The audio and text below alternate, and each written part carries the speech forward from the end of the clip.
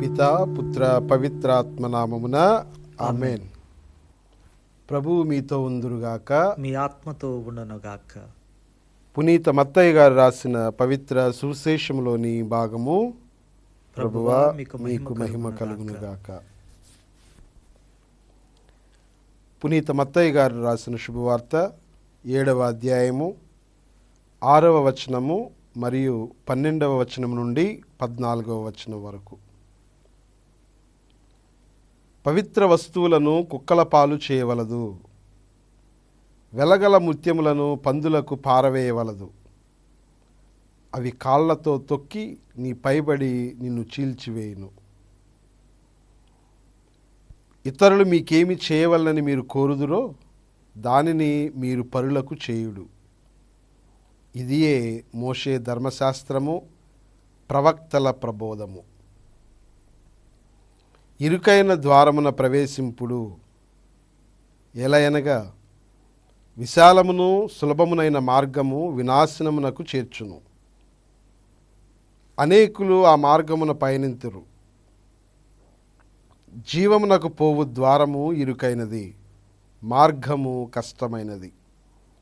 కొలది మందియే ఈ మార్గమును కనుగొందురు. ఇది క్రీస్తు ప్రభుని సువిశేషము.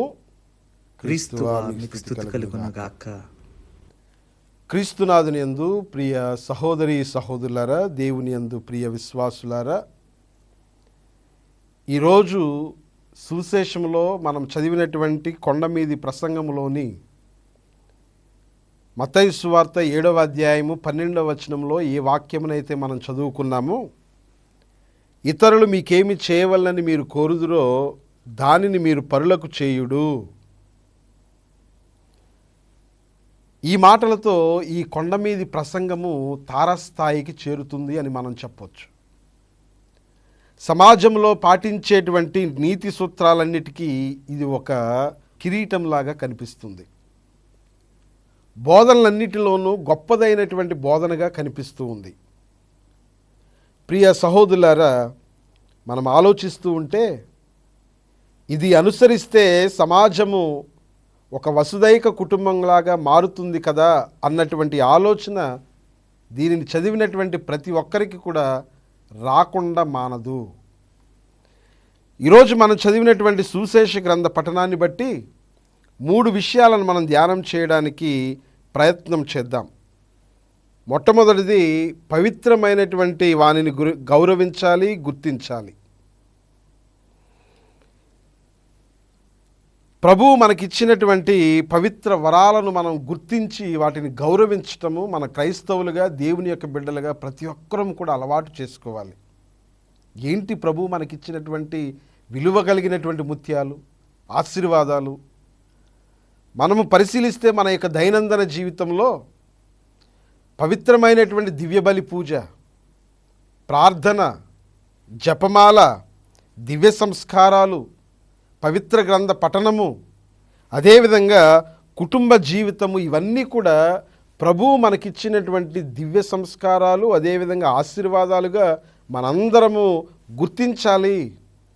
ఇవి మన జీవితంలో ప్రభువు మనకిచ్చినటువంటి అతి విలువైనటువంటి ముత్యాలుగా మనము వాటిని గుర్తించి గౌరవించాలి. ఈ ఆధునిక సమాజంలో ఇప్పుడున్నటువంటి పరిస్థితులలో ప్రజలందరూ కూడా ఈ యొక్క ఆశీర్వాదాలను దూరం చేసుకుంటూ దేవునికి దూరంగా జీవించేటువంటి ప్రస్తుత పరిస్థితులను మనము మన చుట్టూ మన యొక్క సంఘాలలో చూస్తూ ఉన్నాం. ప్రియ సహోదరి సహోదరులారా, ఈ లోకం కొరకు, ఈ లోక సుఖముల కొరకు, ఈ లోక ఆశలలో మనము కొట్టుమిట్టాడుతూ దేవుని యొక్క కృపను దూరం చేసుకుంటూ ఉన్నామనటంలో ఎటువంటి అతిశయోక్తి లేదు.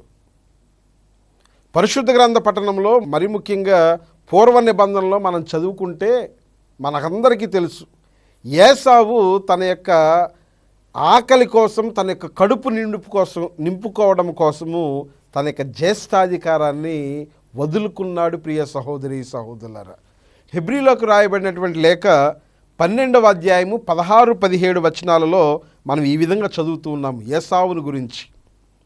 ఒక్క పూట తిండి కొరకు జ్యేష్ఠత్వపు హక్కును అమ్ముకొనిన ఏసావు వలె ఎవరునూ వ్యభిచారియును భ్రష్టుడును కాకుండా శ్రద్ధ వహింపుడు. తరువాత అతడు తన తండ్రి దీవెనలు పొందగోరినను నిరసింపబడినని మీకు తెలియను.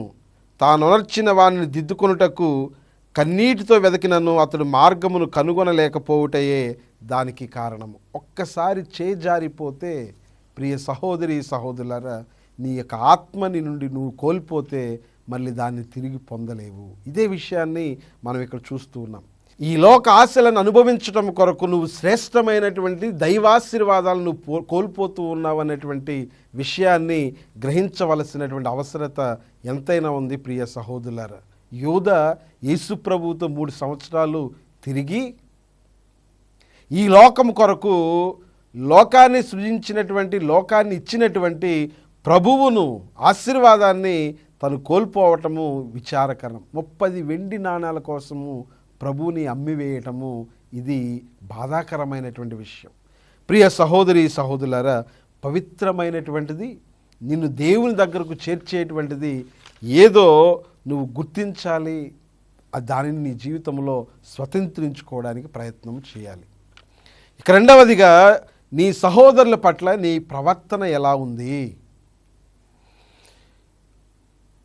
ఇతరులు మీకేమి చేయవాలని మీరు కోరుదురో దానిని మీరు పరులకు చేయుడు. ప్రభువు చెప్తూ ఉన్నటువంటి మాటలు. ఇది వాస్తవమే కదా. మన జీవితంలో మనం ఎప్పుడు కూడా ప్రేమను పొందాలని కోరుకుంటాం. మన మీద అందరూ జాలి చూపించాలని కోరుకుంటాం. అందరూ మనల్ని క్షమించాలని కోరుకుంటాం. అందరూ మనల్ని పట్టించుకోవాలని కోరుకుంటాం. అందరూ మనల్ని క్షమించాలని కోరుకుంటాం. ప్రభువు చెప్తున్న మాటలు కూడా ఇవే. మీరు ఏదైతే కోరుకుంటూ ఉన్నారో, మీరు ఏదైతే ఇతరుల నుండి ఆశిస్తూ ఉన్నారో దానిని మీరు ఇతరులకు చేయాలి అని. నువ్వు ప్రేమను కోరుకుంటున్నావా? అయితే ఇతరులను ప్రేమించు. నువ్వు జాలి దయను కోరుకుంటున్నావా? ఇతరులపైన జాలి దయను చూపించు. నువ్వు క్షమించబడాలని కోరుకుంటూ ఉన్నావా? అయితే ఇతరులను క్షమించు. నిన్ను బాధ పెట్టినటువంటి వారిని క్షమించు. నీకు ఇతరులు సహాయం చేయాలని కోరుకుంటూ ఉన్నావా? అయితే ఆపదలో ఉన్నటువంటి వారికి, సహాయం అవసరమైనటువంటి వారికి నీ చేయూతను అందించడానికి ప్రయత్నం చేయి. ఇది నిజమైనటువంటి నీ యొక్క సహోదరుల పట్ల ప్రేమను వ్యక్తపరచేటువంటి విధానం. ఇది నిజమైనటువంటి క్రీస్తుని అనుసరణ అంటే. ప్రభువు చెప్తూ ఉన్నారు, నువ్వు ఇతరులు నీకేమి చేయాలని కోరుకుంటున్నావో నువ్వు ఇతరులకు అది చెయ్యి. అది నిజమైనటువంటి ఆశీర్వాదము, నిజమైనటువంటి క్రీస్తు అనుసరణ. ఇక ప్రియ సహోదరి సహోదరులారా, తోబీతు పూర్వ గ్రంథంలో తన కుమారుడైనటువంటి తోబియాకు మంచి జీవితానికి కావలసినటువంటి ముఖ్యమైనటువంటి స్తోత్రాన్ని చెప్తూ ఉన్నారు. ఇదే మనము పూర్వ నిబంధనలో కూడా తోబీతు యొక్క జీవితంలో తోబీతు తన కుమారునికి చెప్పడం మనం చూస్తూ ఉంటాం. ఏమని?